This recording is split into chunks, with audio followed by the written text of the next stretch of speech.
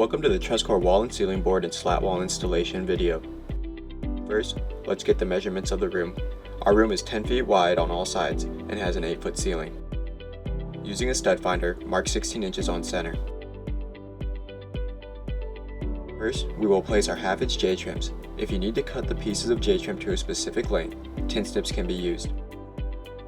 Highlighted are the areas the 1/2-inch J-trim has been placed and fastened, 16 inches on center.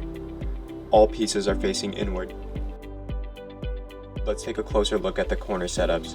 The bottom left corner has 2 pieces of J-trim perpendicular to each other, along the base and up the corner. The bottom right corner has J-trim running perpendicular to each other along the base. We will be adding Trusscore Wall&CeilingBoard and SlatWall to the right and back walls of this room. For the room, we will be using 8-foot pieces of Wall&CeilingBoard and 8-foot pieces of SlatWall. Next, we will cut our pieces of Wall&CeilingBoard to the desired length. When using a circular saw, make sure to use a fine-tooth blade, with the blade installed in the reverse direction for a cleaner cut.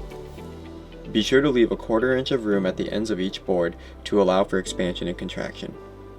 Once your board is ready, slide the first piece into the J-trims at the top and bottom of the wall. Slide it into the corner flush with the wall. If needed, you can slightly bend the board to get it into the pieces of J-trim.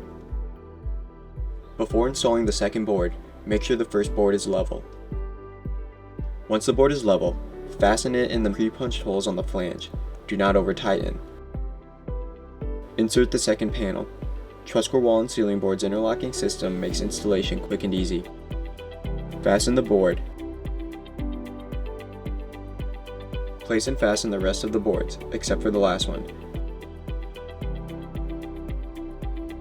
We can now set the U-channels into place.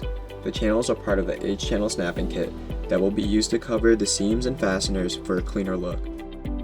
U-channels will be placed parallel with the Wall&CeilingBoard and SlatWall. At the end of the installation, the kit will be snapped together. The second U-channel will be placed parallel with the last board. Remember, we haven't placed the last board yet. We can now set our first piece of SlatWall. Place it over the top of the Wall&CeilingBoard at the bottom. Make sure it is level and fasten it through the flange. Now connect the 3 remaining pieces of SlatWall. They're designed to form a secure connection, which also helps to hide fasteners and seams.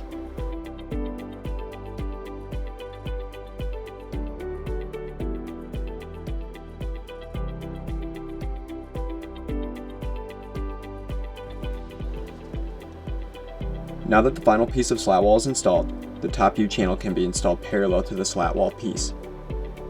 It's time to install the top Wall&CeilingBoard panels. Each is cut to our desired length with enough room for expansion and contraction. Make sure it is level and fasten each piece into the stud. Once each piece is fastened, it's time to place our last piece of Wall&CeilingBoard.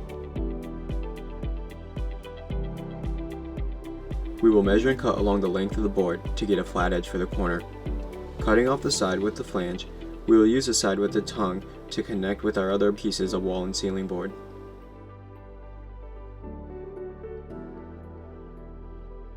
Now we can place our 1/2-inch J-trim into the corner, facing inward.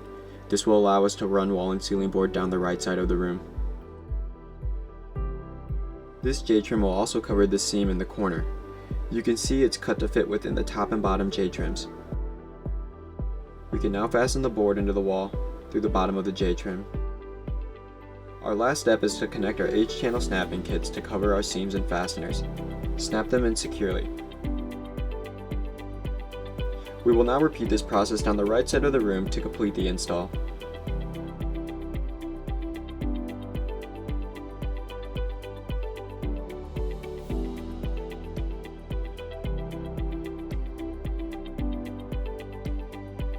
For more information, visit Trusscore.com.